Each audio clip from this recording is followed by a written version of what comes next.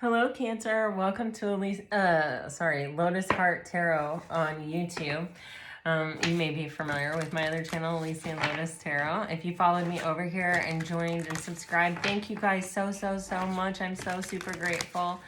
I really love this little channel. It's a passion project, and I really hope that it works. All right, Spirit, what message do you have for Cancer? End of October. Okay.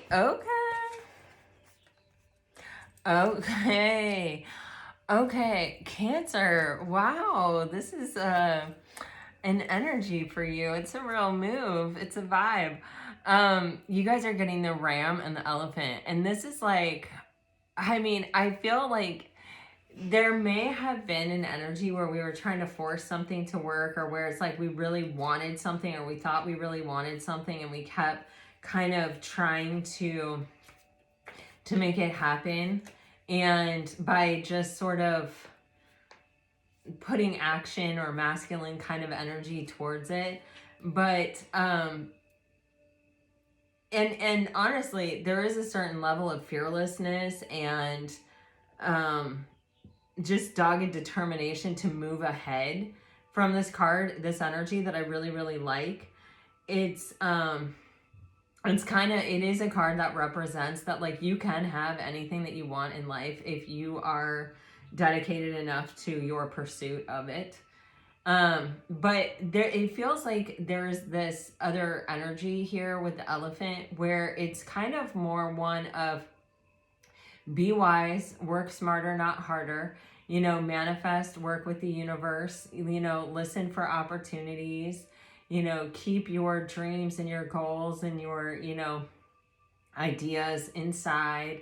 Let them really germinate. Let them grow roots. Let them get strong. Let them become very viable before you really put them out into the world. And then there's this energy of just like, I'm going for it, And so I don't know if this is two sides of the same coin. I don't know if these are two different energies, two different people. If you may have been matching up with someone who was more of like an Aries type energy. But it's like, this is someone like determined to make change, or to possibly change themselves, or to possibly like not let fear get in their way here with the ram. What is this ram energy? Yeah, okay, so this is a relationship. This is a person other than you with the ram energy. Well, it may be you. But it's in relation to another person. Okay, see, fear was standing in the way of a relationship here, or fear was getting in the way of this relationship here.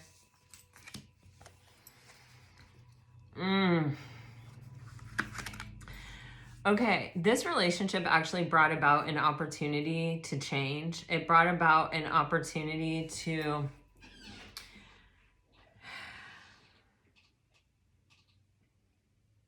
kind of rise above the struggle. There's an energy here of,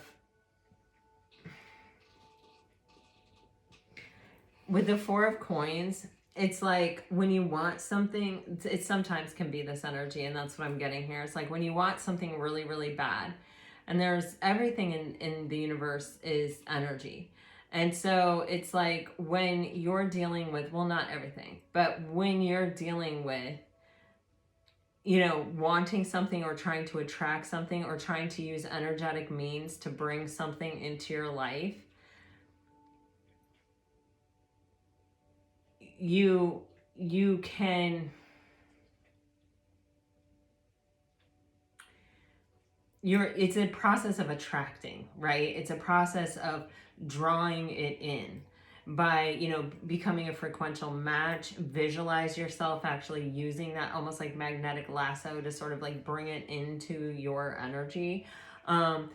It's that type of movement. When you're dealing here with like pentacles, or like, this even ram energy, it's an energy of, there's an energetic cord, and I've got to hold on to it, and I've got to hold on to it so tightly because I want it so bad. It's not coming toward us. It's not changing. The situation here with this thing isn't changing because we're squeezing the energetic cord so hard that we're squeezing the life out of it. we can't attract it in because there's no space for that. We're squeezing it so tightly. We're like, no, I have to have it. I insist on it. And why aren't we letting go and trusting? Because we're afraid. We're afraid if we don't squeeze the living crap out of that energetic cord, we might lose it altogether. We can't risk that. And so there's this energy of needing to trust the universe that if something is meant for you, it will be yours. And so you can let it go and you can use your energy to attract it and be way more successful than just trying to doggedly pursue it and not let it go and just kind of hold on to it. So there's this energy of kind of through whatever this experience is, wanting something and having to face our own fears here, that we have this opportunity to awaken and to overcome some of our shadow energies that have been not serving our highest and best, have been taking up space and causing us to act in ways that isn't in our highest and best good. And this opens us up for this energy of transformation and change. This energy is coming out a lot. This is eclipse season, and that's change. It is also Scorpio season, which is change. So there's this, if you're in this energy of like really wanting something so bad that you're holding on to it, this is one of those things where it's like you come to a place of peace and acceptance that if something is meant for you, it will be yours regardless. And that holding on to it and squeezing that energetic blood right out of that cord is not going to help you. It is not going to ever bring it any closer to you. The situation will remain the way that it is. It will become stagnant. So if you want it to change, if you don't like what it is or where it is, then you have to let it go. You just have to, and you got to trust. And when you do that, you have this opportunity to get the gift from the situation, which is this awakening. It is this enlightenment, and it is this ability to release this habit that's not serving you. This can even be being a little bit clingy in relationships, or needing a lot of reassurance, or even kind of having or tending to have codependent relationships. The connection might really be there, and you might be even really abundant on your own and self-sufficient on your own and very secure on your own. But when you realize that you're falling in love, or when you realize that you are getting emotionally invested in this situation, that might be what brings out this energy of like squeezing the energetic cord out of it, because there's a fear of losing it. There's a fear of it being gone. So this is an energy of maybe this energy works sometimes, but sometimes this energy is better. Sometimes it's better to work smarter, not harder. And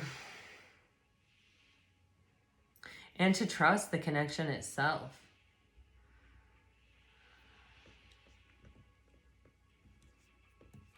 All right, let's find out what this Two of Cups is.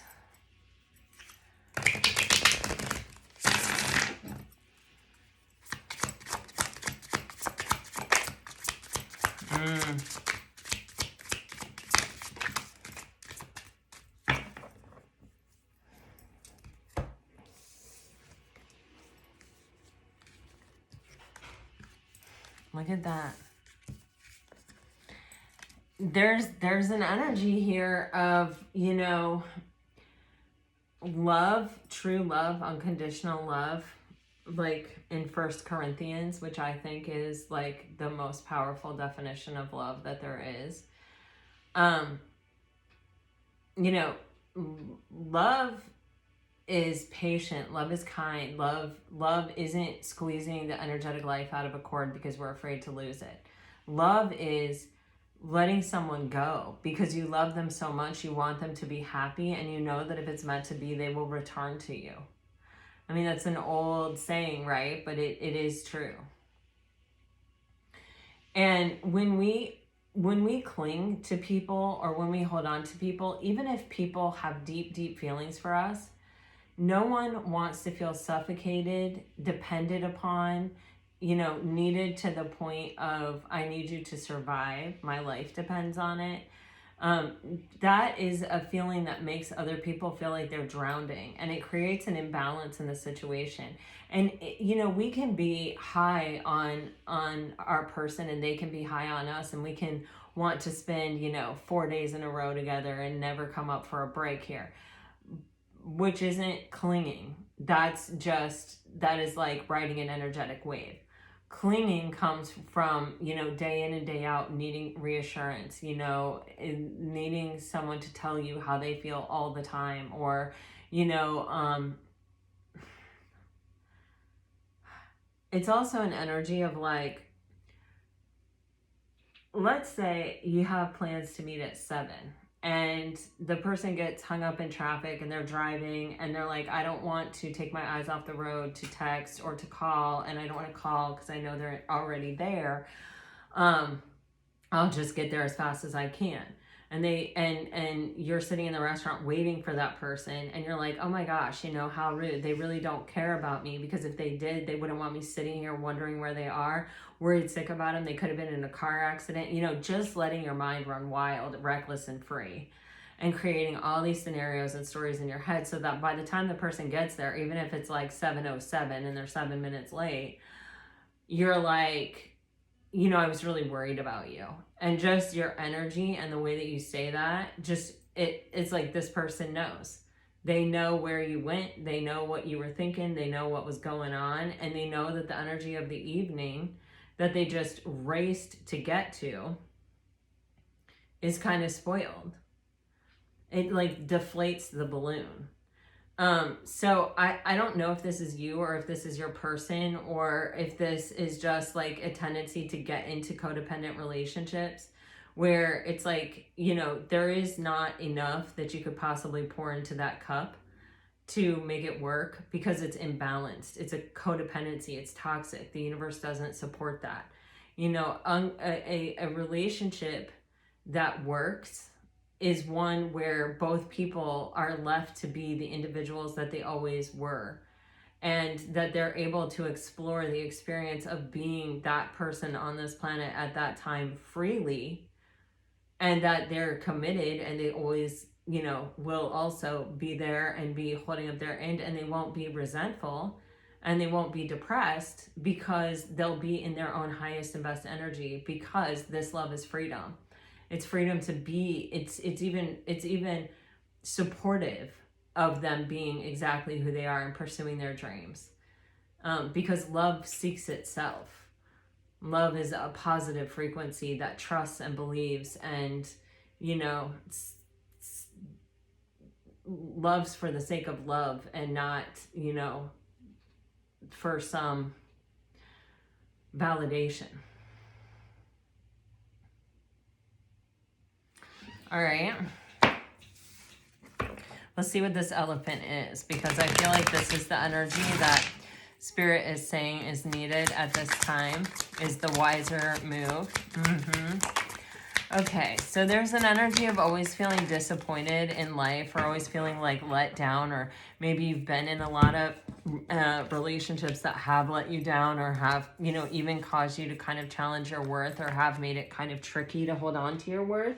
I feel like there may have been some energy here with the 5 of Cups and the 9 of Cups of, you know, dealing with self-centered people that we regret giving so much to, giving so much of ourselves to.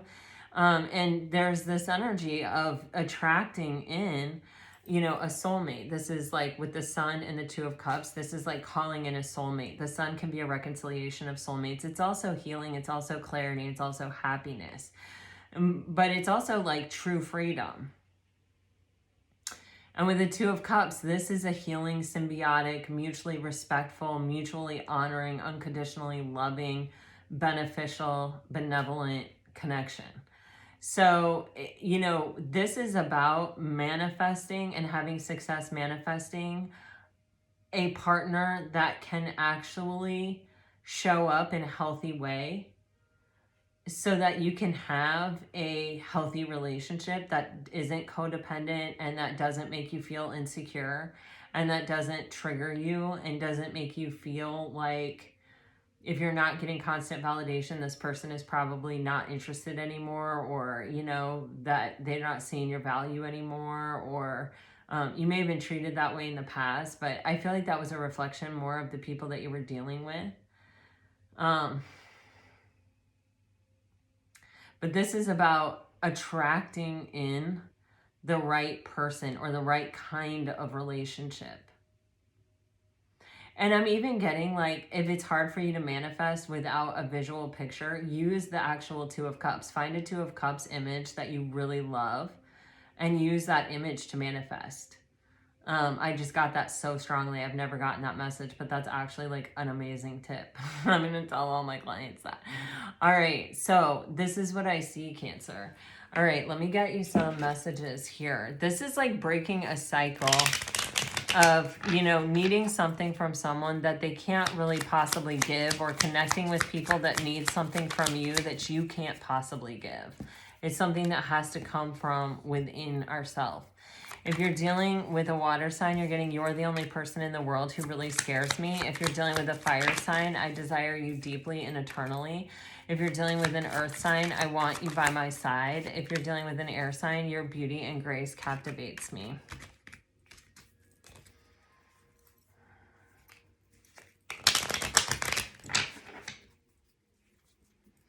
All right, Cancer, this is what I have for you for the end of October. I really do think you're closing out kind of a big karmic cycle here of feeling like you need something from someone, or someone needs something for you, or really attracting codependent type connections. I feel like, you know, it's easy to kind of lose ourselves in connections, but it leaves us disappointed, and it leaves us in very vulnerable situations that are not aligned with our highest and best. You are freeing yourself from some situation like this, and you are going through a transformation. I think you're even transforming like what you're manifesting and how here with this elephant energy. And I think it's going to be a lot more successful for you. I do feel like you have something healthy coming in. All right, until next time, Cancer, I send you off with all my very best. If this resonated, please like, share, subscribe, comment. I really do appreciate it. I'm sending you off with all my very best. Always, always, always.